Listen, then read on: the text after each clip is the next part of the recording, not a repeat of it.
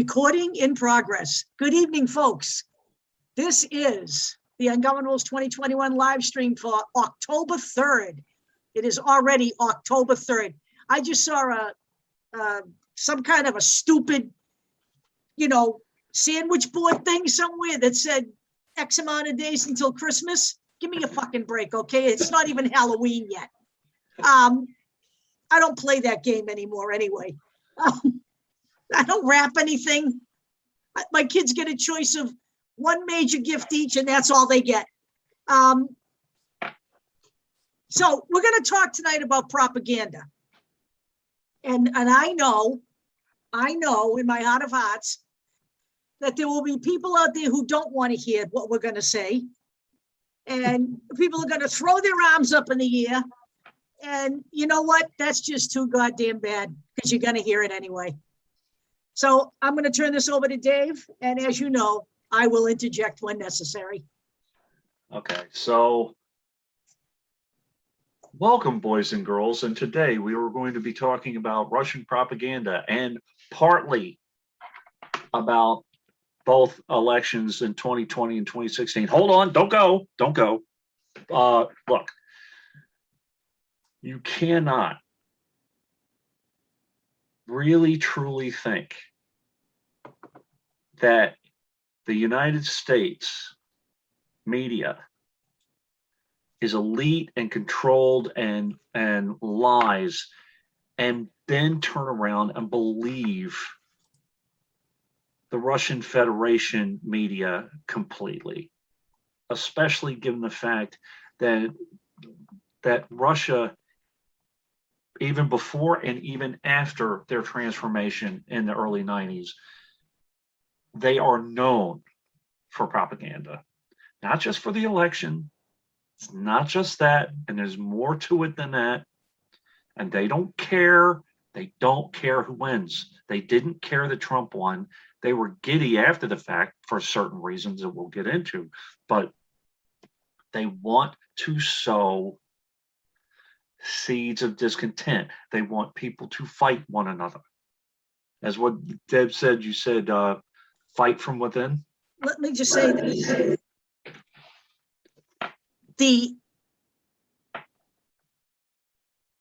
Russian government, or any government, does not have to use weapons to take down another government if they can do it from within.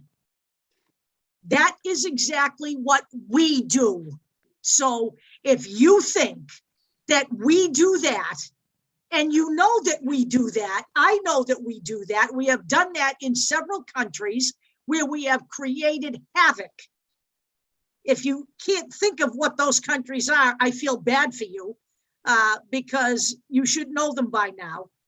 But if you think that we do that, but that entities run by a man who has spent as long as Joseph Stalin in office and who came from the KGB elite is not going to be doing that here, you're out of your fucking minds. That's all I want to say. You're naive, you're brainwashed, and you simply do not get it.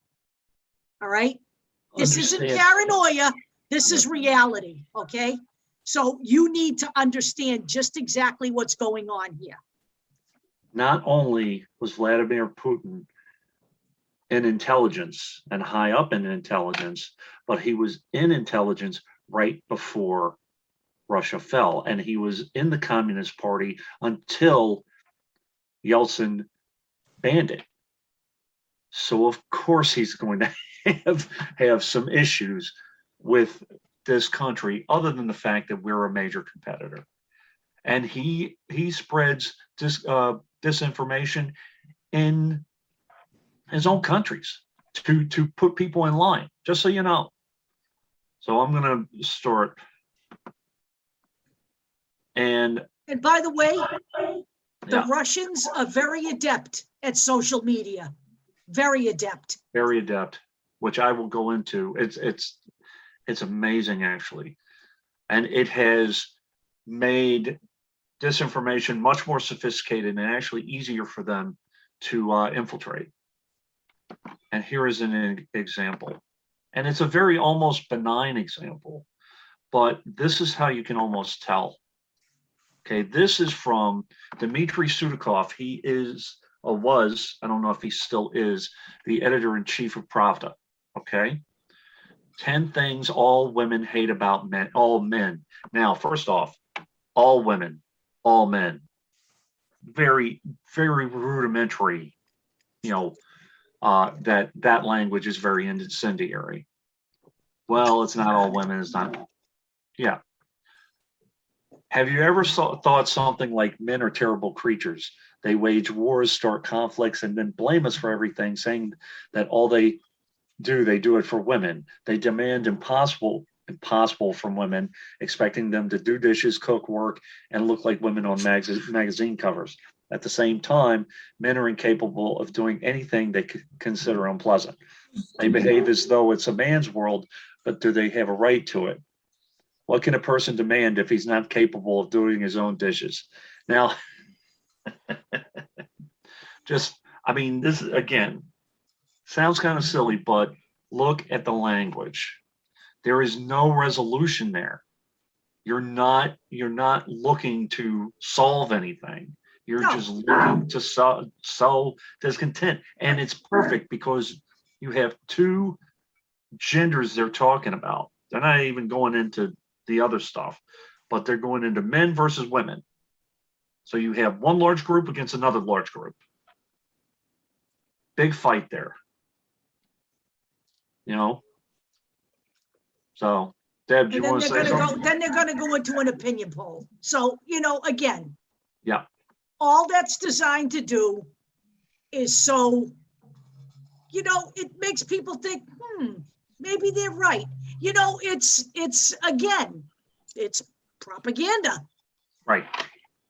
And again, is it possible a couple of marriages were ended by this? Maybe, indifference to the wife's family. Generally speaking, relationships don't fall apart because somebody won't rinse their fucking plate. Okay? It's it's much more complicated than that, okay? Right. Take it from somebody who's a 12-time loser. Okay? Can you, Okay, so here's now. Yeah. Here's the reality. At least 70 countries have had disinformation campaigns. Now, just because they're doing it doesn't mean they should, but it's a fact. Okay. And Facebook is a hotbed and a cesspool for this thing. So despite increased efforts by internet platforms like Facebook to combat internet disinformation, the use of the techniques by governments around the world is growing, according to a report released Thursday by researchers at Oxford University. So you know what?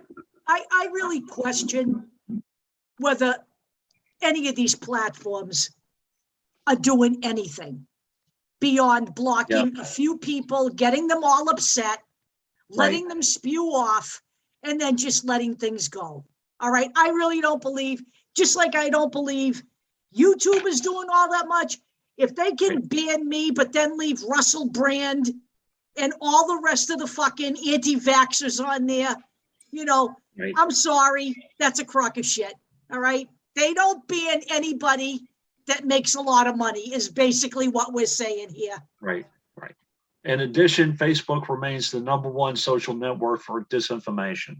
Yep. Organized propaganda campaigns were found on the platform in 56 countries. So, and then you talk about the Senate's Intelligence Committee to investigate Russian interference around the 2016 campaign, and there was meddling. I'm not saying that somebody won or lost because of it, but there was. I'll get into it a little bit. I will say this. Look, I was a non-believer that this could be a factor in 2016, and you know this. Right. But you know what? I've rethought that whole position because I have watched just exactly what has gone on with COVID on Facebook. Yep. And now I'm looking back and I realize now just how susceptible people are to the bullshit on social media. Look I came from advertising. I found myself falling for it. I stopped it. I stopped myself from falling down the abyss. But you know what? I should have known better as someone who did this for a living. Right. All right. And by the way, it has been found that Russia has hired trolls from other countries. Also, other countries use Facebook to spread disinformation. So I'm just saying, danger is the proliferation of the techniques, he said. Anyone who wants to influence further elections may be tempted to copy what the Russian operation did in 2016. And by the way, not just in the United States. Right. You have to think of that. China's emergence as a powerful force in global disinformation is one of the most significant developments of the past year, researchers said. The country has long used propaganda domestically, but the protests this year in Hong Kong brought evidence that it was expanding its efforts. Now, I'd like to just bring in a little bit, something here about Obama. Okay. Yep. You will remember everybody on Facebook, everybody in social media just being totally up in arms when Obama, quote, legalized propaganda. Yep. Remember that? Yep. Obama legalized propaganda.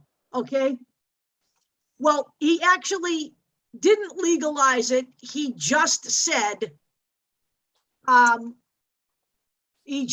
that you can't stop it from the American people from seeing it, okay? And you can't. I don't know how you possibly can because you're on social media. Right. So you're outraged with Barack Obama over that whole situation, and yet you guys are all falling for all of this bullshit on Facebook every single day, memes with absolutely no proof of anything that's being said. What do you think you're doing? You're falling for the propaganda that's coming from other countries as well. It's not just here. Now, the next thing, I want people to think back to when they were a kid and when it was, apple pie in America and baseball and it was nostalgia and all that shit. Bullshit, okay. All that bullshit. Yeah. This is how propaganda works, a look inside Soviet childhood. So, this writer talks about when he was a kid, he was a latchkey kid, but he was very excited because he became a little Octoberist. Okay. So, and it was a big deal for him and he got all excited and it was all about boiled potatoes and loyalty to the country and all of that. It just reminded me, again, this is indoctrination, but it's not that much different than what we did with the flag and the, Pledge of Allegiance and all that stuff. Yep. So you get kids to really start thinking about their country and allegiance to their country. So I'm just saying, the message used by the Soviet propaganda machine to influence public opinion are still alive, thanks to the former KGB operative currently holding power in Russia. Correct. Though it doesn't go unnoticed. It's worth looking back and reminiscing on how a population of 300 million Soviet people lived for generations under communist rule, and how the party cultivated loyalty among them. And it's all about, building social bonds and food and the music and all of that. Just saying. I'd like to just say one other thing here that, I meant to bring up, Dave, during the pre-stream when we talked, but I didn't. Okay. I think at the end, we also ought to repeat and put in the link to the Nazi propaganda page that we talked about a couple of weeks ago, because again, Glenn Greenwald's assertion that it wasn't the words that came out of Nazi Germany, it was their actions that were bad. Oh, right, right. Well, the bottom line is Nazi Germany wouldn't have happened unless it had significant buy-in. And Nazi propaganda helped them very much achieve what they achieved. That makes actually, yeah. And another reason to put it in, I'm going to kind of telegraph. I'm going to be talking about Steve Bannon for a second and how he looked into different propaganda. And the two that he really looked at is Nazi propaganda, and he looked at Russian propaganda, not because of their ideologies, but because of the effectiveness of their messages. So, okay. The Center for Strategic and International Studies, they talk about the history of Russian and United States relations, and Moscow considers the United States its main adversary. It makes sense that they would. They talk about in here the covert action to support Poland solidarity, codenamed QR Helpful, which helped bring the downfall of the United Soviet Socialist Republic. So again, as I've said, we do the same thing. Why wouldn't it be done to us? Right. So they go through a whole bunch of different things, how we can counter it and all of that. But I wanted to talk about active measures that they talk about for a second. Was developed during the Cold War, how they started. So they have written and oral disinformation, which is the big one. Forgeries and false rumors. A lot of times they forge letters from people you wouldn't even think and just put it out there. So unattributed, gray, or black, falsely attributed propaganda, manipulated and control foreign media assets. By the way, we're going to be talking about those next week, RT and Sputnik. Right. Political action and the use of agents of influence operations. Yeah, we got plenty of that shit going on. Yep. Clandestine radio stations, the use of foreign communist parties and international front groups for pursuing Soviet foreign policy objectives. And by the way, I have one of those in here. Support for international revolutionary and terrorist organizations, including national liberation movements. And by the way, there is stuff about fighting Black Lives Matter and all of that. And I know that Russia is really working with right-wing groups right now. Yep. Political blackmail and kidnapping and targeted assassinations, including killing of defectors. Now, I looked into targeted assassinations, and I'm not going to get into it. That's the absolute, last thing that they're thinking to do. They want to do it in more benign ways, I believe. Not that they want to do it in ways that are more difficult to track. Correct. And there are people who have passed away or died, journalists in the Soviet Union and politicians in the Soviet Union who died, in very suspicious ways. But you know what? You can't, it's kind of like the whole, Hillary Clinton thing. Remember that? The list of 35. You're not gonna, Come on. I don't even want to hear that anymore. I'm so over that. But what I'm saying is, I don't see any evidence that can be linked to any of that. Let's just put it this way. Every one of those situations would have been thrown out of a fucking court of law. Okay. It's easy to convict people in the court of public opinion. Right. All right. Now, this is from the Center for American Progress, and we've talked about them before. All I'm going to say again, this is what their goals are. They're talking about specifically for 2016. They started in 2014, by the way, to do this. So they took a lot of effort to do this. So political and social discord in the US, undermine and challenge the American and Western democratic system as a model to emulate for transitioning democracies, and to foster ties and support among powerful voices within the party the Russian hawks have traditionally dominated, with the aim to soften that party's stance. And by the way, including the Orange Jackaloon.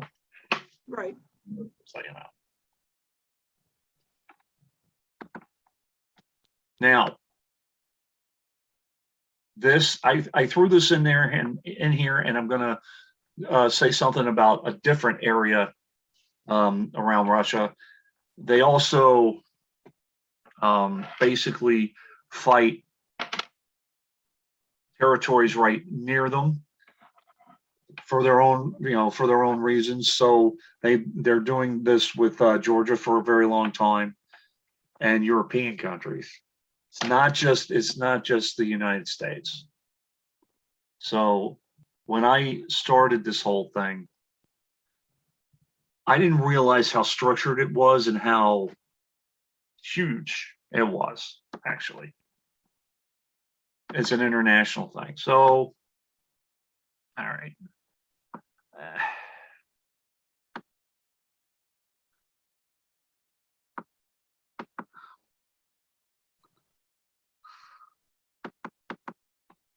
Pillars of Russia's disinformation and propaganda ecosystem. They have different levels to this. You have official government communication, like an official statement from the Kremlin or a social media post. You have state-funded global messaging. Then you have cultivation of proxy sources, Russia-aligned outlets with a global reach. Again, that's what we're talking about with Sputnik and with RT. Local language specific outlets, again, RT America. Writing proliferators of Russian narratives. I'm going to get into that again next week with some stuff, and so forth and so on. Weaponization of social media, which is a lot of what these guys are talking about. This is what Reality Winner uncovered, honestly, that and cyber-enabled disinformation. So standing campaigns to undermine faith in institutions, which, by the way, Facebook, let's look at Facebook. Amplification of protest or civil discord, infiltration of domestic conversations. Just as I know we don't want to get into the RT thing in detail, right? So I'm not going to, but I'm looking back now, and you go there and you take a look who's there, okay? Yeah. And you look at Chris Hedges. Yeah. He's got a show on RT, right? Yep. You got a couple of comedians. Right. Lee Camp. You have Kiriakou on Sputnik, and Sputnik is run actually and funded by RT. It's all intertwined and all interconnected. Right. And people say to me, see, they get to say whatever they want on those news outlets. And I look at them and I say, you're right, because they're not criticizing the fucking Russian government. They're criticizing the US government. Chris Hedges is harping on, now, before it was Donald Trump, now he's harping on Joe Biden. This is all intertwined, how all of this works. It makes them look like they're freedom lovers. They're freedom lovers as long as you're criticizing the US.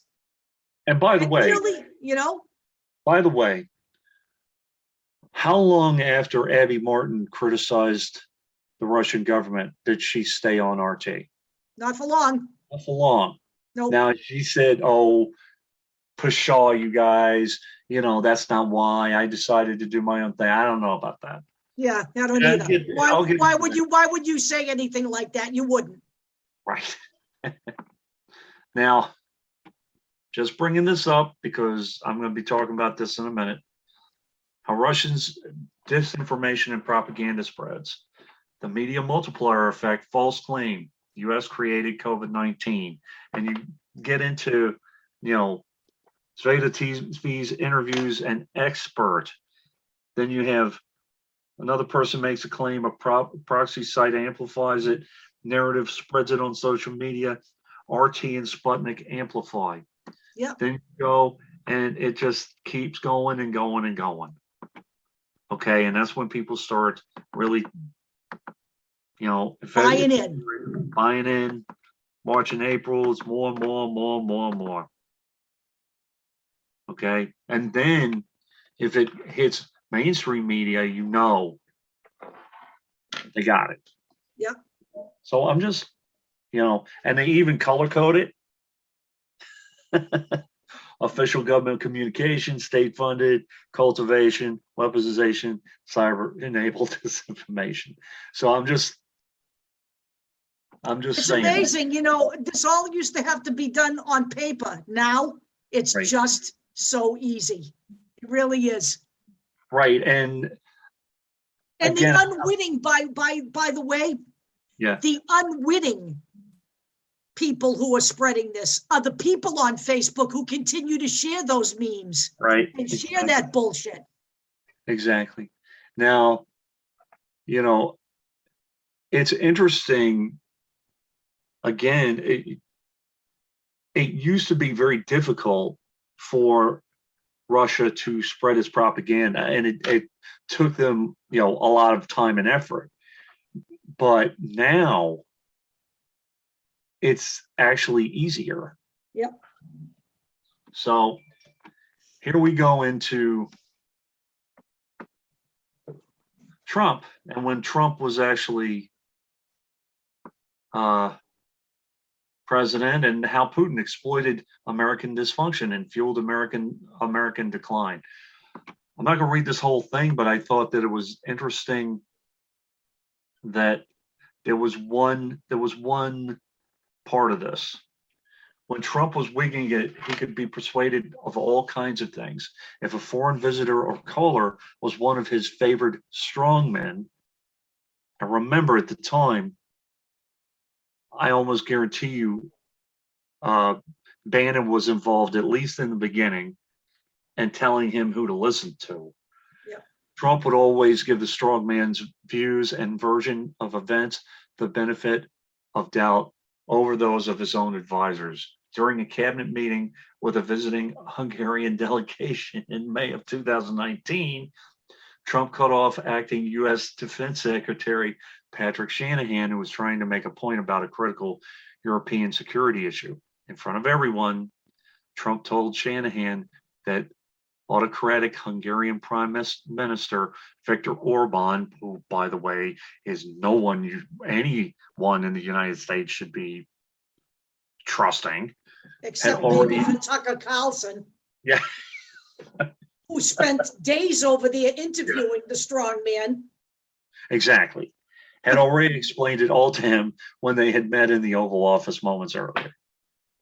And that Orban knew the issue better than Shanahan did anyway. So, again. You don't have to attack the United States when you get that kind of a fucking jackaloon in office. Right. You really don't. Russian-backed organizations amplifying QAnon conspiracies. Again, just throwing shit on the wall, seeing what sticks. I'm not going to talk too much about this because, again, this gets into all of the nonsense with RT and Sputnik. But as I mentioned, by the way, I don't believe any of this stuff now with Clinton. Just so you know. I threw that out there kind of as an example, but who the hell knows with the thing with all of this information is you look at what's in front of you and what you can prove. Okay, that's how you fight this stuff. None of this stuff from QAnon, you know, from the letter Q, has been proven. So, And every single prediction, yeah, it's almost like predicting the fucking rapture. right. They still haven't gotten that right, and QAnon got nothing right. I'm still waiting for how many unsealed arrest warrants now for the Democratic Party? I mean, how many times have we heard that? I finally blocked that fucking guy's ass because he was driving me insane. Hey, Deb, don't worry about it. Indictment. H.A. Goodman, biggest tease ever. Yeah, well, the guy on Facebook who was promoting the unsealed indictments that were going to bring down the corrupt Democratic Party was Michael Lawrence. It wasn't H.A. Goodman. He was a fucking.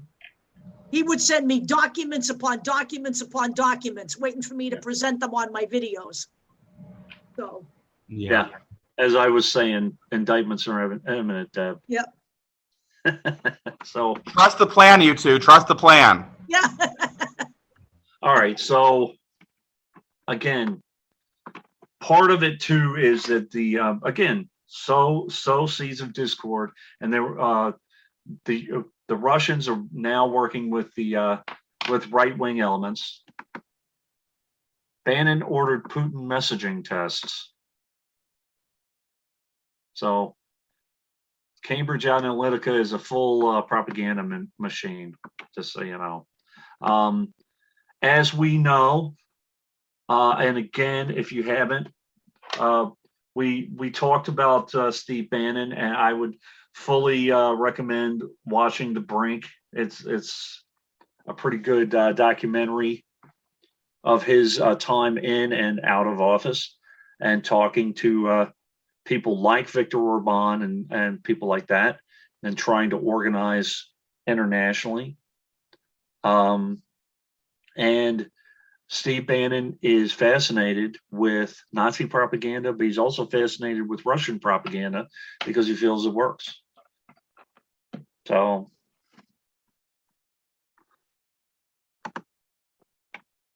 okay. So, this is one of the operations during the 2016 election. A conspiracy made in America may have been spread by Russia. The Americans who pushed the conspiracy theory the night of the Iowa caucuses have migrated to coronavirus conspiracies on Twitter with the help of a very Russia-friendly account. Now, this piece of information, quote unquote, was supposedly that there was a mobile app that was created to drag the Democratic Party against Senator Sanders. And they even had a, where was it, the hashtag? I think it's further up. Further up? I think. It was like hashtag Robbie Mook app or something. Yeah, something like that. They attached his name to it. Yeah.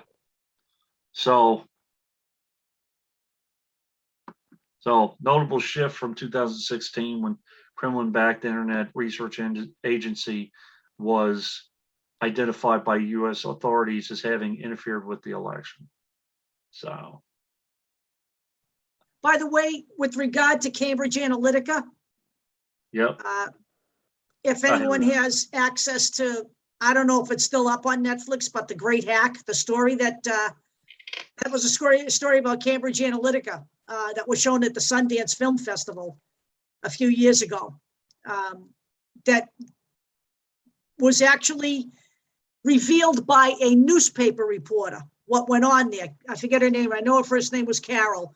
But The Great Hack is actually a documentary about that whole Cambridge Analytica thing. That might be worth watching as well. Okay. So the hashtag was Robbie Mook Caucus Act. Right. No basis for the claim. Defending Digital Democracy Project had run threat simulations for the Iowa election officials in both parties. Neither Harvard staff nor Mr. Mook had even seen the shadow app before the caucuses that February. Now, you may like Hillary Clinton, not like Hillary Clinton, wanted her to win, not wanted her to win, been disgusted with everybody. You may know who Mr. Mook is. I don't care for him, but the bottom line is the information was incorrect. And it was just a smear campaign. So, something I want to spend a little bit of time on, because I know we've dealt with memes before and all of that kind of thing. So this is an article from the Washington Post talking about Russian Facebook ads, and they have it's very sophisticated targeting. Okay.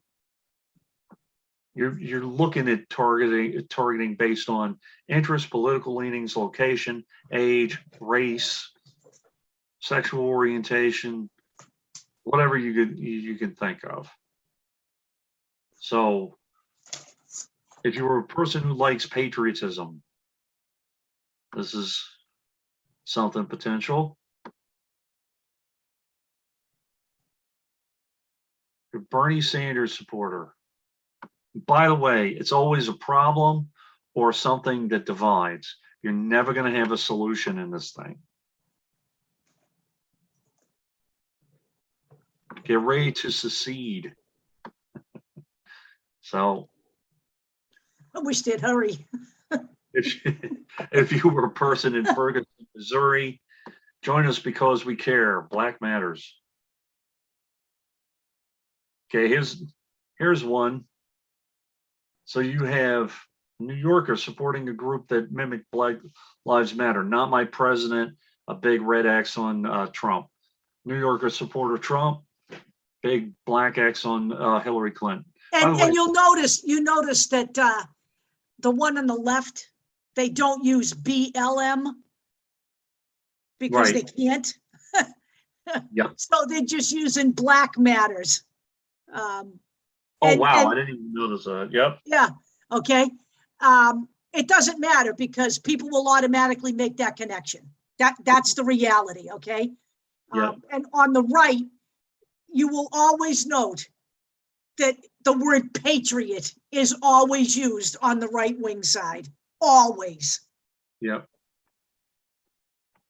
I don't fucking know hate the that word. significance of the red X versus the black X. I don't know if that really matters. I don't know. We're commies because we use the red X. Yeah. Someone who likes Muslims of America. There you go. Someone who supports veterans. It's always the heart of Texas. 69% disapproval rate among all veterans. These are all just memes, again. And again, okay, an LGBT United. Now, Deb, if you saw this, would you think that this is real or no? No. And what I've been working with LGBT activism for a long time. Yep. They're stealing that right out of the the hate campaign that the Human Rights Campaign ran. Yep. And that's not the way it would look. This wouldn't look this way Right. if this were being done legitimately. And the Westboro Baptist Church, by the way, is a shitbag. Okay, they are a hateful group of people who showed up at the funerals of gay people who died from AIDS with signs that say God hates fags. That is an actual fact. I actually have photographs that I took in Washington when I was down there in 2016 for the convention of the Westboro Baptist Church and their signs. And I will show them someday. I have tons of them. They are an actual real group that gay people love to hate, to be honest with you. Deb, did you know this about Westboro? And I'm not saying anything good about them. I'm saying it's just a little theory I have that Fred, or the founder, the patriarch of that, yeah, Fred Phelps, he actually defended the rights of black people back in the day. He sued the state on behalf of black people. And, so it's like kind of, he's like progressive. He was. And then I wonder if he didn't have some kind of mental illness. And then his daughter failed to correct it, failed to call it out, went along with it. I just wonder if something didn't happen in his brain, because it doesn't seem like a logical jump from, okay, let's defend black people, now let's attack gays. Like, it just. Right. I don't know. All right, so I'm gonna try to. I'm probably again. I'm gonna go through or jump over some of these because a lot of these are repeating itself. But so we've been talking and fighting and scratching and clawing all about COVID misinformation. By the way. There's some evidence that Russia's involved in a lot of the health stuff. Russian fake news is not new. Soviet AIDS propaganda caused countless lives. Now, this was a propaganda campaign basically saying that the AIDS virus was man-made. Yeah, no. So and I would recommend you guys read it. I'm not going to go through a whole bunch of it here, but leads to this. I can tell you that many people have bought into this as well. There are a lot of AIDS deniers out there. Right. I lost a lot of friends to AIDS, okay? I'm not having any of that nonsense. Russian disinformation campaign aims to undermine confidence in Pfizer, other COVID-19 vaccinations. And why? Because they're pushing their own. Right. And Deb, off screen, she showed me a meme. And it took me a minute, but I was like, that looks like Russian disinformation because it was hitting the Pfizer vaccination. The booster. The booster. Basically, it showed a guy at a desk, sitting at a table with piles of money, neatly stacked piles of money, not like just a pile of money. And it said at the top, Pfizer, after telling everybody they need a booster vaccine, implying that all Pfizer has to do is pick up the phone and call the CDC and it's automatic. You know what? That is so not the way it worked. They actually have to produce science. Right. I will say this. They had to present that to the CDC. The CDC actually said that the vaccine should not be given to the general population, only to people 65 and older and people immunocompromised. Okay, so it's not for everybody. My kids, for example, are not eligible for the booster shot. All right. So this is, again, how this bullshit spreads. A meme with absolutely no fact or detail behind it. Just an image of piles of money and somebody who was supposedly a pharmaceutical executive sitting at the table. Now I'm gonna skip over this one real quick, but I want people to remember this. And I remember people saying, "Oh, she's not really a whistleblower." She's a whistleblower. Remember Reality Winner? We did it. I wanted to do more information on it, but again, I have more things to get through, and I don't want to spend a ton of time on it. So just remember, this is more a digital, like a digital attack. It was a spear phishing attack on a business. That's what it was. But it happened. Okay. Now, Vladimir Putin denied that it happened. Of course he did. But we have to report it. Oh, here's another thing that I wanted to So we had a Russian operation masquerading as a right-wing news site to target United States voters in 2020. So, and there was an FBI probe on these guys. Now, if you remember, I mentioned the name Internet Research Agency just a few minutes ago, and that's what this operation was from. So, U.S. prosecutors say the agency played a key role in Russian efforts to sway the 2016 election in favor of Trump. Facebook and Twitter exposed a fake left-wing media outlet in September, which they said was run by people connected to the organization. So they don't care if they, if they pose as left-wing or right-wing, by the way. So let's see. All right. So let's see. This is about 2016's election, but I wanted to just mention this real quick. They mentioned something called Propaganda, the Washington Post. Craig Timberg. This is November 24th. It's right after the election. The Washington Post on November 24th published a story on the work of 4 sets of researchers who examined what they say are Russian propaganda efforts to undermine American democracy and interests. And one of them was Propaganda. It's a group that insists on public anonymity, which issued a report identifying more than 200 websites. Now they only posted a very small list of them, who wittingly or unwittingly published or echoed Russian propaganda. A number of those sites objected to being included on the list, so they took them off, which they're on the list, but so we have InfoWars, not a shock, Zero Hedge, True Activist, Natural News. Yeah, Natural News is a beauty. I've been there. Yeah. Ending the Fed, Corbett Report, Yeah. Washington's Blog, Before It's News. Before It's News, I get their emails. I passed a few on to you. They have the most unbelievable shit.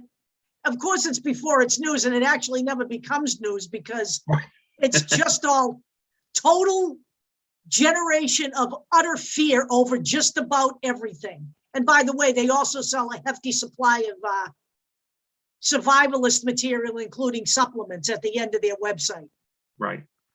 Ron Paul Institute, Hang the Bankers, The Activist Post, and the Anti-Media. This, because it was left wing, there's a list, review article, absurd pro-Russia content. I know what this is, and Deb saw it. This is the absurd pro-Russia content. Steven Seagal, mass shootings are engineered by the U.S. government. And I can't tell you how many people buy into that.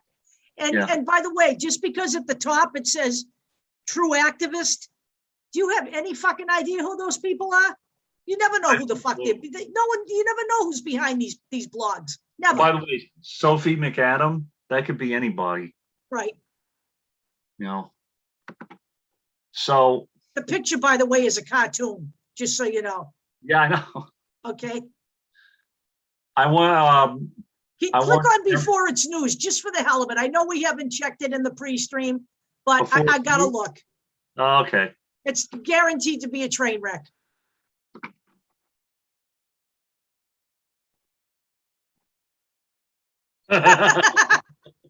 Yeah. Okay. They're unbelievable. They have the most amazing shit on that. I get their emails. Like I said, it's amazing. Oh, you know what? We're gonna do this. InfoWars. Sorry. Oh yeah, they took their site down. Don't forget. All right. So remember, we're going to be talking again. We're going to be talking about RT and we're going to be talking about Sputnik next week. But I just kind of blasted through all this. There's a lot. Russian propaganda helped suppress Georgia, the Federation of Georgia, the Russian Federation, or the country, not the state. Russia would suppress Georgia. Yeah, well. They'd have stopped Stacey too if they could have. Yeah. And also they annexed Crimea through propaganda. Right. And they influence a number of countries, including the United States, which is, I don't know how hard it is because we're dummies, but whatever. So that's well put, Dave. Yeah. That's exactly what I would have said. Russian disinformation distorted reality in the Ukraine. Americans should take note. Putin's propaganda portrayed Ukraine as a fascist state filled with anti-Semites. Despite Ukrainians' election of a Jewish president, the image has stuck. So they talk about the history. They talk about, the hybrid war, the Kremlin's hybrid war from 2014 to 2016, et cetera, et cetera. I'm not going to get crazy. You guys want to look into it, go ahead. You should. Huh? I should. They should. No, they should look into it because, again, that's exactly what happens. They beat on an issue, and then even when the country does something that's totally counter to what the propaganda is saying, people can't let it go. That's how it works. Right. I mean, the Ukraine was trying to basically liberate itself, and Russia, created the impression that Ukraine's post-revolutionary leadership was continuing in the violent and racist footsteps of the Bandera movement. I mean, this is what are we seeing with Black Lives Matter and Antifa? Right. Okay, it's a reason why I'm bringing up the Ukraine. And I think Deb knows why. Yep. There's story upon story upon story now that the Hunter Biden story is Russian disinformation. Dozens of former intel officials say. Now, I understand they're intelligence officers. I understand that we don't trust intelligence, and I understand that we don't trust the United States government. And well, if we don't trust intelligence officers, we shouldn't be putting any faith in John Kiriakou, correct, or Bill Binney, or anyone else. Then Yeah. I mean, let's get real here. Yeah. I don't like Hunter Biden. Do I think he's a good guy? I don't. But contrary to what Glenn Greenwald says, if I were a legitimate news source, I wouldn't have published the shit that he published on Substack either. He can publish it on Substack because Substack is not a journalism site. It is a blogging site whose owner has stated he does not care if his writers produce the truth. Right. So, again, I don't consider Glenn Greenwald a journalist anymore. Right. And that's what I'm going to end with, actually. There's a couple, again, read them. And by the way, when Deb and I am committed to covering this story. I'm probably going to at least skim through these 3 stories to explain to you why this is, Kremlin propaganda. But we now have Glenn Greenwald, the bane of their resistance or existence. This is in 2018. They were calling him a leftist. He is not a leftist now, under any wild stretch of the imagination. Okay, he doesn't even look like the same guy that helped Edward Snowden in my book. No, sir. Now, by the way, the New Yorker is classically a little to the right or more conservative. I don't know who Ian Parker is. I haven't seen that writer before. But See, what I will, I have a kind of a different view of the New Yorker. yeah, I thought they were always more liberal. they're actually a little to the, well, let's put it this way. During Stephen Glass, they were conservative. Not right wing, but they were conservative. Yeah, I think right now, Long some. they're kind of, centrist to me. Yeah, I could see that. I could see that. I think they try not to be too much of one over the other anymore. Right. But I think this was written in 2018. 2018. It's 2021. Okay. This is not this Glenn Greenwald. Glenn Greenwald 2.0 is not this guy. Okay. He's not a leftist. All right. But I don't know now that he ever was a leftist. So let's put it this way. All right. I understand he won a Pulitzer. I'm going to go out on a limb and say it'll be the last Pulitzer he ever wins. But what I will say is that you don't have to have a Russian obsession. But what I would say about it is be skeptical of government-owned Russian media outlets. Yeah. Look, I find it hard to understand people in this country who rail against corporate media, so Right. willing to embrace state-owned, government-sanctioned media as a viable alternative. I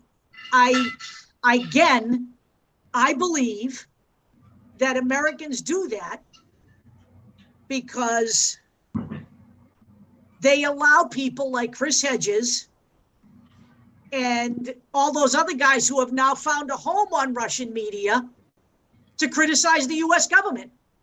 But they do not do any criticizing of the Russian government. Right. And, that's exactly what they want. They want that.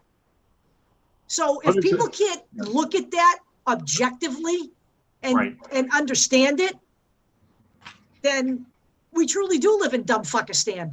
Well, one thing I want to make sure that people know that one thing that Russia does really, really well, and probably even better than us, even though we do it all the time, is deflection. They will always deflect back to their opponent. And we love to criticize our country. Okay. There's plenty to criticize. I understand that. But what does why? deflection mean when you say that? What does that mean?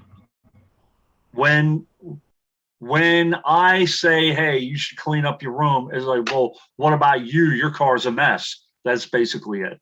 That's an example of deflection. It's called gaslighting in some terms. Yeah. So when Russia is, first off, they don't even deflect most of the time. Most of the time, they just deny. Right. Nah, we didn't do that. Oh, maybe maybe some overzealous patriots got involved. That's what. Well, what did Vladimir Putin say about interfering with the election? We just don't do that here, and we never will. And everybody goes, "Oh, okay. See what a great guy Vladimir Putin is." Right. Well, when the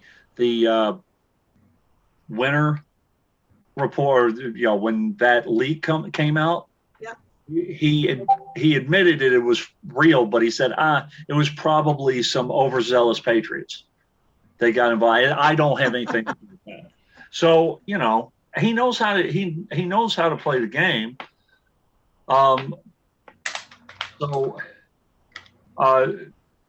And a couple other things.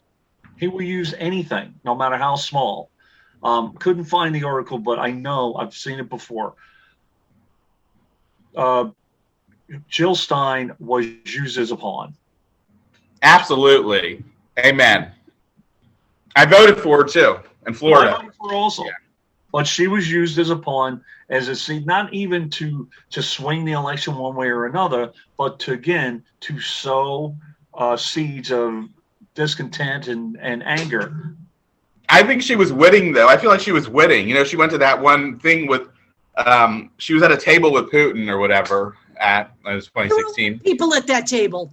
And he loved that. There were a lot of people at that table. Hillary Clinton was at that Hillary table. Clinton was at that table. Claire McCaskill was at that table. Really? Yeah, there were a lot of people at that table, you know? Okay. I mean, listen, we live in a global, we live in a big world, you know, to think that none of these leaders are ever going to sit at the same table and talk to each other is ridiculous. But the purpose. But one so marginal as Jill Stein, who's not really a leader. Like Claire and Hillary, okay, but Jill Stein is like, I don't know, is my city councilman going to go sit next to Putin tomorrow? You know, she's I don't know, but Jill Stein was running for president of the United States. She was running for president, which is why she was there. But right. Again, you use the situation and you use people, you know, people's psychology against them. She was just happy to be at the table at that point. She, not just for her, but she thought she was going to elevate the Green Party. Right. How that happened. The fact of the matter is, look, the Green Party wasn't even on the fucking ballot in half the country. Right. So that was a big step, okay? You know, so, you know, all I'm saying is, you know, it just defies logic that we have so many people in this country who can make a leap between a simple meme, like that whole Pfizer thing, right into full-blown conspiracy. But we have people who can't understand that Russian state-owned media is not an antidote to corporate media. Right. Okay. It just isn't. By the way, I know I blasted through it. There was a Russian operation called Infection with a K. Okay. That was designed to have people believe that the United States government was infecting their own people with AIDS. Okay. And it cost a lot of people a lot of lives because they didn't freaking believe the government and they didn't want to take anything. Now, you know, a lot of people did want to get treatment, but, you know, it sowed a lot of seeds of discontent. And just like you saw with Andrew Wakefield, from the MMR vaccine, you go to COVID. From this, you would go to COVID. And again, you have a lot of resistance to stuff. And on top of that, now you have, you know, Russian and Chinese disinformation because they want to sell their vaccine. They're keeping people from, you know, or they're informing people not to take the vaccine or not to take the booster, or if they're offered the pill, which isn't even out yet, by the way, don't take the pill. I love pills. Okay, yeah. But I'm just saying. I heard, I don't know where I heard this. Maybe it was one documentary, but 80 to 90% of what RT does, it's actually really good reporting, but it's in that other 10%, they give you the party line. They slide it by you. They brainwash you, you know. I'm not sure about that. I'm going to look more into how much, you know, if it's like full propaganda or if it's like, you know, just planting the seeds. You know, I wouldn't be surprised either way. But, you know, I know that they are planting the seeds. And I know that during the time of the explosion of QAnon, that they were spreading QAnon. And by the way, in a poll from last year, I believe it was, Deb, I think it was May of 2020. Up to 20% of the American people believe the QAnon shit. You know, that might not seem like a lot of people to you. That's fucking scary. And that was a year ago. What I find, you know, completely absurd is a guy with the experience of John Kiriakou being able to sit there with a straight face and say that Russia's not interfering in anything that we're doing. A man who worked for the fucking CIA. Now, you know, they're not interfering with anything we're doing because he's getting paid by them now. So, again, like I said, I have the utmost respect for what Kiriakou did, but that doesn't mean they're going to be good people all their lives, okay? You know, you just have got to get away from the golden goose mentality and stop putting these people on pedestals. Because Where do you go for your news, Deb? Where do you go? Like, what are your like top 5? Like, I guess maybe print media, and then give me some. I told everybody, I'll tell you this again. I subscribe to the Miami Herald, the Boston Globe, the Washington Post, the Florida Sun Sentinel, and a whole host of other local papers. I actually prefer media outlets that have journalistic standards. I'm not interested in No, the meme thing is completely ridiculous. There's so many morons like just look at a meme and think it's something. I think memes have don't become look at the those at all. downfall of American society, to be perfectly honest with you. Yeah.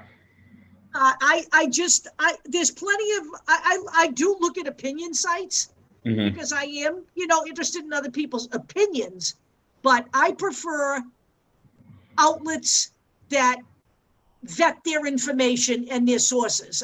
I don't, when the Boston Globe was breaking the story about the pedophile priest in Boston, they were asking their reporters for 2 and 3, corroborating people to back up. I saw that documentary. It was on Netflix. The movie. It was great. And then did you see The Sisters about Maryland? I think it was called. Yeah. Yeah. That one was crazy. Yeah.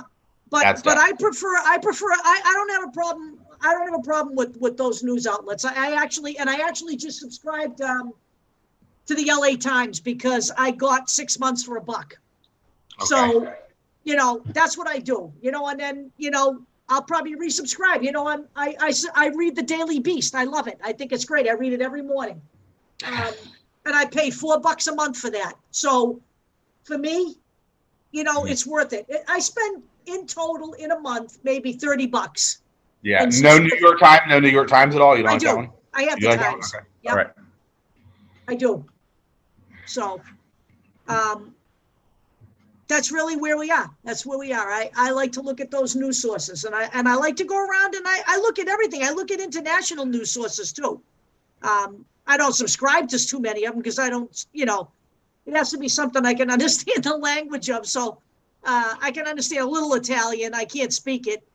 So I do look at some Italian papers, and some papers you can actually translate. They give you a mechanism on their website to translate. So wow.